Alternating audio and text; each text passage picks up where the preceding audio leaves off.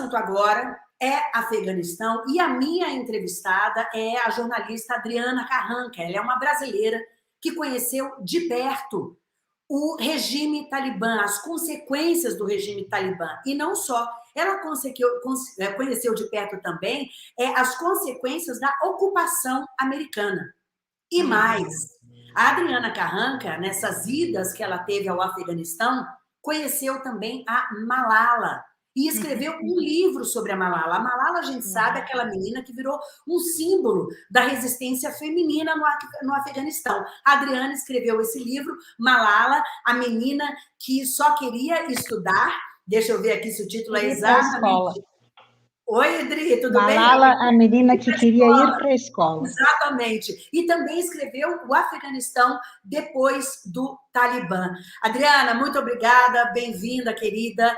Obrigada a você. É incrível, né, Adriana, que depois de 20 anos, depois de trilhões de dólares gastos pelo governo americano para a civilidade do país, para trazer a civilidade do país, depois de tantas mortes no Afeganistão, inclusive de civis, depois de 20 anos, os Estados Unidos batem em retirada e o Talibã, esse regime radical, assume de novo o poder. Você, nessas suas idas ao Afeganistão, conheceu muita gente e, a partir desses encontros, você escreveu esses seus livros. Eu sei que você mantém contato, Dri, com essas pessoas. E eu gostaria de saber o que elas estão te falando de lá, como é que está a situação agora no Afeganistão, depois dessa retomada pelo Talibã. Olha, os relatos que eu tenho tido são de pessoas, principalmente jovens, porque são realmente os mais afetados pelo retorno do Talibã a Cabul. O Afeganistão é um país tribal. Quando você chega ao Afeganistão, você tem a sensação de ter viajado numa máquina do tempo e ter voltado 2000 anos de verdade. Essa região ali, a etnia predominante no Afeganistão são os Pashtuns, que é a etnia da Malala. A Malala, na verdade, ela é paquistanesa, ela mora do outro lado da fronteira, mas essa fronteira entre Afeganistão e Paquistão, ela praticamente, para quem mora lá, não existe. Até alguns afegãos chamam ali de Pashtunistão, que é esse local onde moram milhões de pessoas dessa etnia Pashtun, que há registros dessa população de quase mais de 2000 anos, e são pessoas que têm uma tradição muito enraizada ali, um amor também, né, por aquela terra, e são pessoas que sofreram sucessivas guerras e que foram impedidos de se desenvolver. Então, mesmo depois da ocupação americana, o país não mudou tanto quanto a gente imagina, né? A maior mudança foi em Cabul, porque você tem ali, foi onde todos os estrangeiros desembarcaram na hora que o Talibã sai. O Talibã não tinha, o primeiro regime Talibã não tinha relações diplomáticas com nenhum outro país, com quase nenhum outro país, tinha, exceto o Paquistão e a Arábia Saudita, acho que era isso, se não estou enganada. Então, era um país absolutamente isolado e que sofreu sucessivas guerras, aí estou falando desde Alexandre o Grande, né? Então, eles são um povo realmente geograficamente isolado, etc. Então, a mudança que você via na ocupação era realmente em Cabul, quando desembarca. Então, os Estados Unidos ocupam o Afeganistão, se estabelecem em Cabul ficava o headquarter do Exército, da ISAF, da missão da OTAN, de todas as embaixadas, todas as sedes das organizações não governamentais, todas as agências da ONU. Então, quando esses estrangeiros todos chegam ali, milhões de jovens afegãos migram para a capital em busca de emprego. Esses jovens, e também os que nasceram já depois, né, porque são 20 anos, né, então tem pessoas que nasceram já com a ocupação americana, esses é que realmente viram a sua vida ser transformada, porque além de ser uma geração com acesso à internet, que acabou chegando no Afeganistão, porque os americanos entraram lá e a comunidade internacional precisava acessar a internet, então você tinha a internet, era melhor do que no Brasil, em Cabul. Era incrível o acesso, porque os estrangeiros estavam todos lá na capital. Então, você tem uma geração que cresce com muito mais acesso à informação, muito mais acesso ao mundo e, principalmente, acesso diário constante com os estrangeiros, porque todos os estrangeiros que desembarcaram em Cabul precisavam de tradutores. Cabul fala a língua predominante é o Pashtun e o Dari, que são línguas que só se fala ali. O Dari é parecido com o Farsi, que se fala no Irã, mas o Pashtun só se fala ali. Então, esses jovens é que se beneficiaram, e foi a eles que eu fui buscar nessa semana, porque justamente eu queria saber o que estava acontecendo, e o relato é de pessoas que estão, é unânime, né? O relato é muito similar de todos eles. Eles estão sitiados, principalmente as meninas, estão trancadas em casa, têm muito medo de sair. As áreas residenciais estão vazias, estão completamente desertas, né? Você vê a população mais ali no centro, aquelas cenas de aeroportos que a gente viu, mas nas áreas residenciais, todas elas relataram que as ruas estão vazias. Eles têm, uma das meninas que eu falei, eles têm comida para poucos dias, mas ela falou que ela está apavorada, que ela não pretende sair de casa. É uma coisa, isso também ela relatou que acontece com as outras meninas. Eu entrevistei jovens da etnia Hazara, que é uma etnia considerada de uma casta, vamos dizer assim, menor, mais ou menos como é o sistema da Índia, e que sempre foram perseguidos pelos talibãs, e eu tive o relato de jovens Hazaras que disseram que o Talibã já está entrando nas casas, caçando, né, essa minoria Hazara, e também investigando quem trabalhou para quem contribuiu com os Estados Unidos, quem contribuiu com o governo. Eles prometeram, né, o Talibã deu aí 2 entrevistas coletivas em que eles prometeram moderação, disseram que vão anistiar todo mundo que trabalhou para o governo de oposição, que fez oposição ao Talibã ou para os americanos, mas eles já começaram a vistoriar as casas, e quando você vê quem são esses talibãs, essa liderança, não dá para acreditar que eles vão ser moderados, não. Eles são da velha guarda do Talibã, da ala mais ultra-radical, são pessoas tribais que não tiveram acesso à educação formal, são realmente líderes. O novo líder do Talibã era próximo ao Mullah Omar, o filho do Mullah Omar, que foi o fundador e era o líder do Talibã, é o novo ministro da Defesa, né, como se fosse o ministro da Defesa, o chefe da Defesa, é o filho do Mullah Omar, e o sub do novo líder do Talibã, ele tem um dos subs que tem um perfil mais político, e ele é um pouco mais educado, mas que também é da velha guarda, muito radical, também foi um dos fundadores do Talibã. E o segundo vice, ele tem 2 vices, que provavelmente foi um acordo que eles fizeram ali, é o líder da rede Haqqani. A rede Haqqani é uma rede terrorista pouco conhecida internacionalmente, mas que é considerada mais perigosa, violenta do que os próprios talibãs ali na fronteira. É uma rede que atua ali na fronteira, e foi essa rede que se acredita ter feito os maiores ataques contra as forças americanas ali também. E ele é o vice hoje desse governo. Quer dizer, não houve houve uma renovação ali interna, né? Quer dizer, quem estava embaixo subiu, ascendeu, mas não houve uma renovação de ter entrado outras pessoas, outras cabeças, etc. e tal. A gente tinha essa esperança, nós tínhamos essa esperança, porque o Talibã, assim como essas novas gerações que tiveram contato com os estrangeiros, os talibãs também. Eles, logo que os americanos entraram, eles começaram a insurgência, né? Eles nunca saíram do Afeganistão. Na verdade, essa coisa de volta do Talibã, o Talibã não voltou, ele nunca foi.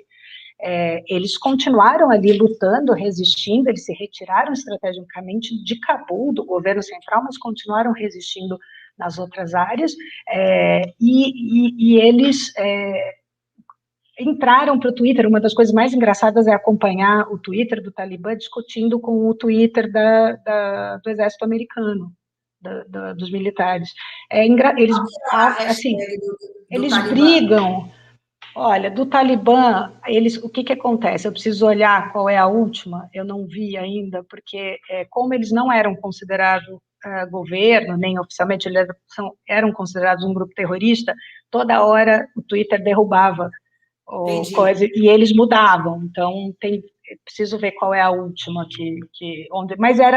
mas eles têm Twitter, eles têm Facebook, eles têm revista digital, eles têm porta-voz agora, então a gente acreditava até, como eles eram pessoas realmente, foram crianças, na verdade, eles foram recrutados para lutar contra os soviéticos no passado, dali vem o Talibã, crianças que cresceram em internatos, em madraças, só tiveram educação religiosa e treinamento militar, foram brutalizados por essa guerra, né?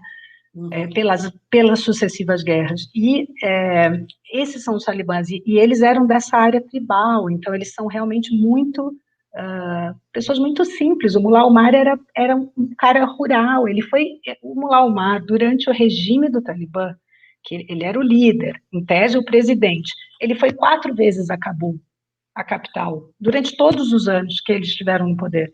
Ele era praticamente um líder religioso local, eles nunca tiveram ambição internacional. Com o 11 de setembro e a entrada dos Estados Unidos, a gente imaginava que o Talibã também se globalizaria, né? Com contato com os estrangeiros, talvez percebesse benefícios de investimentos externos, e talvez realmente isso seja fato. Mas outra questão preocupante é que a Rússia e a China, que têm interesse ali naquela região, já se declararam, né, reconheceram o governo. Então, pode ser que, além de ser super radical, esse grupo que tomou o poder vai poder se dar o luxo de dispensar as democracias ocidentais, a ajuda das democracias ocidentais, porque vai receber dinheiro da Rússia e da China. A Raquel Seabra, que era membro aqui do nosso canal, um beijo, Raquel, muito obrigada. A Adriana, ela pergunta para você, tem falado a respeito de uma entrada do Talibã na nova ordem mundial. O que você pensa sobre isso? E eu vi que eles hoje também anunciaram que mudaram o nome do país, né? Agora parece que, eu vi essa Emirado. Exato, Emirados... Emirado Islâmico do Afeganistão, que era o nome anterior, quando era do regime talibã. Exatamente. Enfim, essa questão justamente que você está falando agora, quer dizer, já há países querendo reconhecer essa autoridade deles, e como é que fica agora? Eles parecem que estão mais preocupados com essa aceitação internacional, porque talvez tenham percebido que sem isso não vai dar para governar. Então, há essa tentativa de dizer, não, olha, a gente mudou, agora vai ser diferente, mas a realidade que está se vendo, na verdade, não é essa, como você disse. Já estão perseguindo pessoas que ajudavam o governo anterior, que trabalhavam... Minorias. Anos, né? Hoje eu tive a informação de do Talibã ter ido à casa de 3 repórteres mulheres, também ter ido investigá-las. Então, a gente não sabe. Eu tenho uma sensação de que, com essa liderança, eles têm mais de 60 anos, exceto o filho do Mullah Omar, que tem 30 anos, mas é um garoto que também viveu ali isolado, né? Era conhecido como... Ele tinha vários filhos, mas esse era conhecido como um grande insurgente, né? Um cara muito ligado à guerra, à ofensiva militar, etc. Então, também é preocupante, mas principalmente os outros 3, que têm mais de 60 anos, não sei, sabe? Eles vão precisar de algum apoio. O que acontece no primeiro regime? O primeiro regime do Talibã, os talibãs, como eu disse, eles foram criados com ajuda americana, inclusive, com financiamento e treinamento e armas americanas. Eles faziam parte da ofensiva que os Estados Unidos bancaram através do Paquistão, na época, porque eles não queriam entrar em guerra direta com a União Soviética. Eles financiaram milícias afegãs através do Paquistão para lutar contra os soviéticos, quando os soviéticos ocuparam o Afeganistão durante 10 anos, 78 a 89. Os talibãs surgiram daí. Então, eles tinham uma ligação muito forte com o Paquistão e durante o governo deles tiveram apoio do Paquistão. Só que depois o Talibã, como a gente sabe pela história da Malala também, se virou contra o próprio Paquistão, passou a fazer atentados terroristas dentro do próprio Paquistão. Então, o governo hoje não tem a relação entre o Talibã e o governo paquistanês, ou os militares paquistaneses, já não é como era no passado. Então, eles vão precisar de novos parceiros. Mas, como eu disse, a Rússia, que é a segunda maior economia do mundo, disputa ali com os Estados Unidos como a primeira maior economia do mundo, e a Rússia também, que não é um país pobre. Se eles tiverem o apoio desses dois parceiros, e não acredito que a Rússia e a China vão condicionar a sua ajuda a qualquer defesa dos direitos humanos, porque a gente sabe que não são exatamente países defensores dos direitos humanos. A China tem recentemente tentado mudar a sua imagem, ainda muito assim, devagarzinho, pouquinho, tem tentado mudar a sua imagem internacional. Talvez, mas por enquanto não dá para acreditar nisso, não. Você citou a questão das jornalistas, eu tenho uma imagem aí da jornalista da CNN Internacional, que é correspondente lá em Cabul, e é uma foto interessante, foi uma montagem feita, que mostra justamente ela, aí olha, Clarissa Ward, o nome dela, mostra justamente antes da retomada do poder aí pelo Talibã, e depois aí embaixo, já vestindo, né, o lenço, tal, a chador, eu não sei se esse é a chador que se chama, enfim, mas ela está usando um lenço preto só, um hijab. Se cobrindo ali. E a notícia também é de manifestações. Isso parece ser uma novidade, Adriana, ou não? Pessoas populares se insurgindo em algumas cidades ali do Afeganistão, tentando mostrar algum tipo de resistência. Porque isso é uma surpresa, essa é a surpresa para mim, não a tomada do poder pelo Talibã não é surpresa, porque, como eu disse, em 2012 eles já controlavam 80% do país. Em 2012 houve a primeira incursão a Cabul, eu estava lá, eles fizeram um ataque com homens suicidas todos, que foi a primeira tentativa de ocupar Cabul. Eles atacaram a zona verde, que é a Green Zone, né, que é considerada mais segura, onde estão as embaixadas, onde estão todos os estrangeiros. Atacaram o parlamento e atacaram uma base militar onde eu fazia uma reportagem sobre mulheres. Eu entrevistava mulheres do 1º Batalhão Feminino do Exército, que estava sendo criado justamente porque lá a tradição é tão forte que para eles é uma desonra um americano abrir a porta da casa, né, entrar na casa e ver as mulheres, né, porque na tradição pastum, principalmente, as mulheres não podem ser vistas fora de casa, fora do círculo fechado familiar. Então, elas estavam criando esse batalhão para fazer as revistas, né, dentro das casas. E o Talibã foi um maior ataque do Talibã, maior ofensiva do Talibã. A Cabul durou 18 horas, né? Eles eram e eu fiquei ali retida na base, esperando o ataque terminar. Então, isso já foi em 2012 que eles já estavam. Agora, a surpresa mesmo para mim são essas manifestações que eu estou vendo, porque não é uma coisa comum de se ver realmente no Afeganistão. Exceto, assim, quando aconteceu alguma coisa muito grave, teve uma situação que um tanque dos Estados Unidos simplesmente passaram em cima de um táxi. Eles queriam, quando os americanos passavam com tanque, eu vi essa cena, eles iam, né, gritando para as pessoas saírem, porque eles tinham medo de atentado à bomba, então eles precisavam passar, queriam a passagem livre. Acho que esse taxista se irritou, porque falou, esse aqui é o meu país, não vou sair da frente, eu estou dirigindo também. Enfim, eles passaram com o tanque em cima do táxi.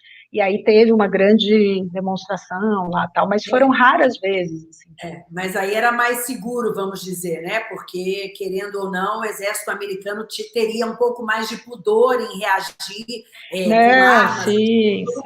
E parece que, no caso do Talibã, não. Inclusive, parece que essas manifestações estão sendo repreendidas com armas de fogo. Estão disparando é tiro mesmo uma das pessoas, que é uma coisa que já podia se esperar. Isso alguns dessas pessoas com quem eu falei me falaram que estão ouvindo tiros direto, assim, que está muito constante e forte o barulho de tiros, né? A Malala, o que ela tá se manifestando, o que ela está dizendo a respeito de tudo isso? A Malala que virou um símbolo, né, da resistência, especialmente das meninas e das mulheres, a gente pode dizer, pelo direito básico à educação, ao conhecimento, né? Ela falou, em uma das manifestações dela que eu vi, foi que ela estava sentindo muito pelas afegãs que estavam passando pelo que ela já havia passado, que era o medo, né, de você não poder tocar num livro de novo, de você não poder sair à rua, ver a rua, né? A tradição ali naquela região, ela realmente é muito forte. As mulheres, mesmo nos locais onde não havia Talibã, mesmo nesses locais, nos pequenos vilarejos, locais mais isolados, as mulheres viviam em purdah, que se fala que é confinamento. As mulheres, quando se casam, não podem mais sair de casa, elas têm que sair, elas só vão sair para emergências, e mesmo assim elas devem ser acompanhadas pelo marido ou pelo filho. Eu tive um amigo afegão que perdeu o pai quando ele tinha 12 anos, e ele virou o chefe da família, porque na ausência do pai, quem manda na casa é o filho, mesmo que seja criança. Ele tem ascensão sobre a mãe. Então, ali é uma tradição. Mesmo essa imagem dessa repórter da CNN, claro que hoje, por exigência do Talibã, e até para a segurança dela, ela está usando algo mais assim fechado, mas mesmo antes nós usávamos véu, não tinha, ninguém saía na rua do Afeganistão, mesmo durante a ocupação americana, mesmo em Cabul, na capital, ninguém saía sem véu na rua, ninguém saía descoberto, isso não existia. E mesmo depois da queda do Talibã, a maioria das mulheres ainda usava burca, porque elas estão acostumadas, elas cresceram assim, elas se sentem nuas, fora essas gerações jovens que tiveram contato com os estrangeiros e com o mundo, com outras culturas. Essas sim mudaram, puseram uma roupinha, né, se modernizaram. Eles acham as iranianas muito modernas, né? As meninas afegãs, elas querem ser como as iranianas, elas acham as iranianas modernas. Então passaram a usar roupas um pouco mais justas, passaram a usar um véuzinho no cabelo, tal. Mas a maioria usava burca ainda. Eu fui para Badakhshan, no norte, que era um lugar uma província, a única província que nunca tinha caído sob o domínio do Talibã, e todas as mulheres usavam a burca. Eu tive até uma situação engraçada, porque eu fui entrevistar uma enfermeira, e o marido dela também trabalhava numa clínica, da Cruz Vermelha, e o marido dela, a certa altura, me chamou num canto e pediu se eu podia convencer a mulher dele a não usar mais a burca, porque ele queria muito ter uma mulher moderna, e ela se recusava a não usar a burca. Era engraçado, porque elas se sentem nuas, é parte da tradição, elas também não querem atrair os olhares, né? Isso é uma questão cultural, e que eu acho também que enfim, a gente tem que respeitar certas coisas, porque as pessoas vivem diferente, de maneiras diferentes. Eu acho que a gente tem que respeitar o tempo, né? O tempo das pessoas e das sociedades. Então, você tem ali uma sociedade realmente tribal que tem 2.000 anos de atraso. Você parece que está vendo aquelas imagens de filme bíblico. A cena no Afeganistão é isso, você ainda tem mercado de escambo, a casa onde eu me hospedei, o delivery do leite era uma menina que trazia cabra para a gente tirar leite. Assim, realmente um lugar muito tribal. Então, a gente tem que respeitar. Eu tive no Egito recentemente, e tem aquela coisa de abater o animal na rua, né? Você deve ter ido no Eid, que é a festa deles depois do Ramadã, que eles fazem o abate na rua. Seja bem e ali assim, isso, é muito realmente tribal. Então, a gente tem que respeitar o tempo. E a outra coisa que eu acho que a gente precisa respeitar é a escolha.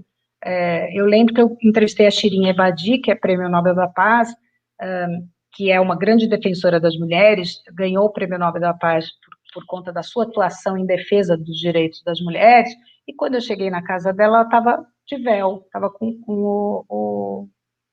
o cabelo coberto. E eu perguntei para ela, puxa, você defende, você fala sobre liberdade, que você está usando hijab? Ela falou, porque eu luto pela liberdade da escolha, mesmo que eu escolha usar o hijab. Certo. Essa é a questão. Né? Essa é a questão. Eu estou vendo aqui, por exemplo, uma pergunta da Dete. O presidente dos Estados Unidos acabou de falar que não vai retirar seus homens de lá até sair o último americano, que o Afeganistão não lutou como deveria. Os Estados Unidos estão mal na fita. Ficaram muito mal. O presidente Joe Biden sendo muito criticado. Justamente você mesma disse agora há pouco que já era esperada essa retomada. E os americanos estão fazendo conta. Ficaram 20 anos lá, gastaram dinheiro até dizer chega. Né? Eles investiram, de fato, é parte também da cultura americana, que é o uso da força como único meio de você vencer qualquer batalha. Né? Isso é parte da cultura americana, tanto que eles são o país com mais armas no mundo, eles são o país que mais prende no mundo. Então, você tem essa questão, e eles, de fato, investiram, embora tenham colocado algum dinheiro através da USAID em desenvolvimento, em projetos, eles investiram, assim, milhares de vezes mais em ofensiva militar. E uma coisa que aconteceu, quer dizer, lá o erro já veio do George W. Bush, quando, em 2003, ele entra no Iraque. Porque aí, quando os Estados Unidos entram no Iraque, eles já redirecionam a atenção, dinheiro e esforços militares para o Iraque, esforços humanitários para o Iraque, né? E esquecem do Afeganistão. Acham que o Afeganistão, os talibãs foram embora, não resistiram, saíram de Cabul, mas se você olha para a história dos pashtuns, a vida inteira, eles fizeram assim, eles ganharam 3 guerras contra os britânicos, exatamente assim, eles deixam a pessoa entrar, se retiram para as montanhas, quando o invasor menos espera, eles descem a montanha e retomam tudo. Então, se você olha para essa história, e o que foi o maior... Depois você teve o Obama, que o Biden era o vice, que investiu muito por conta de uma demanda doméstica, os americanos estavam cansados da guerra, já eram contra o Iraque, né, estavam mais contra ainda, e estavam cansados de perder jovens, que morreram muitos milhares de jovens no Afeganistão e no Iraque. Então, a demanda interna, né, a demanda doméstica, quando o Obama se elegeu, era tirar as tropas de lá. Então, ele retirou as tropas, ele primeiro aumentou as tropas, ele mandou mais 30 mil soldados americanos para lá, porque estava numa situação, em 2009, que o país estava degringolando já, mas depois ele passou a investir mais em drone, que são aqueles aviões não tripulados, e o problema disso é que você não cria nenhuma relação com os locais, você só aparece com um avião que solta bomba, e muitas vezes erra, porque o drone não é preciso. Então, houve muitas mortes de civis por esses ataques. Esse foi o outro erro. E depois, não investir realmente, assim, com vontade nessas novas gerações urbanas, né, que cresceram com os estrangeiros, não queriam, não querem o Talibã, detestam, odeiam, querem ter as mesmas oportunidades que todo mundo.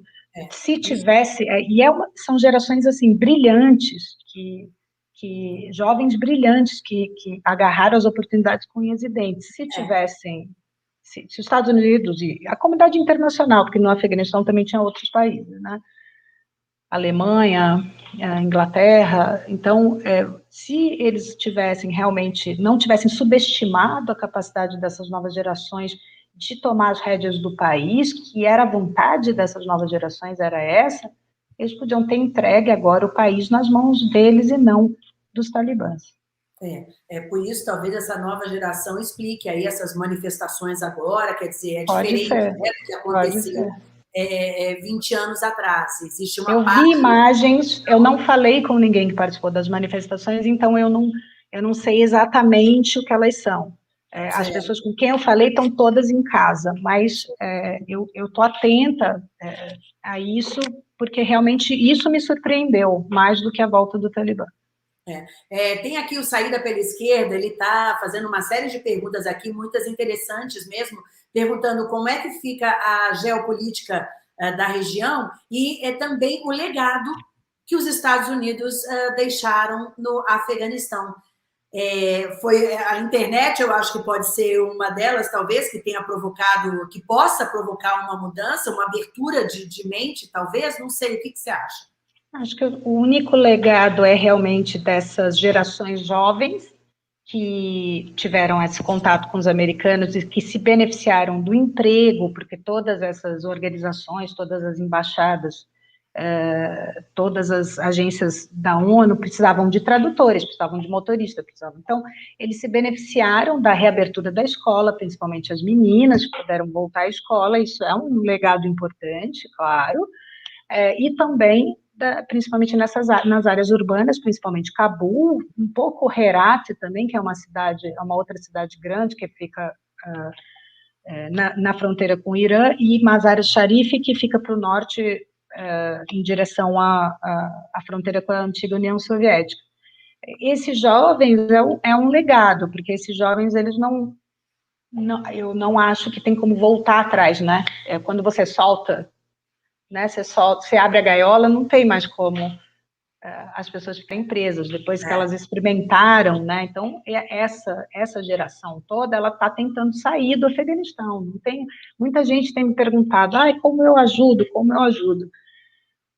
É difícil, eu fico angustiada, porque eu já estava angustiada desde que eu fui lá a primeira vez, porque você fala, caramba, eles vão voltar, o Talibã vai voltar, caramba, eles não estão dando apoio para essas gerações, pô, entrevistei uma menina boxeadora que chegou a ter pontos, boxeadora, mulher, chegou a ter pontos para Olimpíada e não tinha apoio financeiro e não foi. Mas, enfim. Você viu que a jogadora de futebol da seleção, né, a capitã do time do Afeganistão, pedindo para as jogadoras, parece que a capitã mora fora do Afeganistão, e ela, na Europa, se eu não me engano, e ela pedindo para as colegas, outras jogadoras, para queimar os uniformes, para apagar as redes sociais, tamanho medo, porque imagina, a jogadora de futebol está com short. Não, elas estão apavoradas. Elas estão realmente, essas meninas, essa geração que se beneficiou, que se envolveu com a comunidade internacional, que absorveu o conhecimento e esse contato com o mundo, elas estão realmente apavoradas, e o que vai acontecer vai ser que elas, todos os que conseguirem vão deixar o país, e aí você também perde esse legado, na verdade, né, entre aspas, dos estrangeiros, ele não vai ser para o Afeganistão, porque essas pessoas vão se refugiar em outro lugar, porque elas não têm nenhuma chance de realizar os seus sonhos ali. Sob o Talibã, não tem nenhuma chance. Então, o Afeganistão, na verdade, vai perder essas gerações jovens, esses jovens, então o legado vai ser nenhum. O Luciano estava acabando de falar sobre aquela cantora que faz o The Voice, lá né, e que também virou uma estrela no país, Ariana Sayed, 36 anos de idade, do The Voice, compartilhou nas redes sociais a sua fuga do Afeganistão em um avião de carga dos Estados Unidos. Gente, é muito dramático o que está acontecendo, especialmente se a gente observa por esse viés que a Adriana está contando, especialmente das meninas que puderam ter essa liberdade de estudar, de sair, etc. e tal, e de repente agora estão ameaçadas a ficarem trancadas dentro de casa. Imaginem vocês, né? E ainda sendo ameaçadas. Qualquer deslize é apedrejamento, é morte, não tem conversa. Vamos acompanhar a Adriana Carranca. Muito obrigada. Obrigada, Lu. Essa realidade, eu te agradeço por compartilhar aqui com a gente esse seu conhecimento, e vamos acompanhar @Adriana Carranca no Twitter. Isso aí. A Adriana está sempre ali abastecendo a gente com informações, vocês viram aí, direto das pessoas que ela conhece lá. Então, muito interessante seguir a Adriana para a gente ficar por dentro do que está acontecendo no Afeganistão. Muito obrigada, viu? Um beijo. Obrigada, Lu. Obrigada, até mais, até a próxima. Boa noite. Eu quero saber o que você acha, você acha de tudo isso que está acontecendo no Afeganistão. Como é que vai ficar a situação dessas pessoas? Será que a comunidade internacional vai intervir? Será que os Estados Unidos vão fazer alguma coisa? A ONU parece que já estava a caminho, ou já está lá tentando fazer alguma coisa. Será que vai ser capaz de fazer? O que você acha? Deixa aqui no comentário, deixa o seu like para mim, não vai esquecer, e inscreva-se no canal se por um acaso você é novo por aqui, nova por aqui, muito bem-vindo, muito bem-vinda, inscreva-se no canal e se puder, torne-se membro também, ajudando, colaborando aqui com o nosso trabalho, com o nosso resumo de notícias e tantos outros vídeos e conteúdos que a gente prepara sempre aqui para vocês. Olha...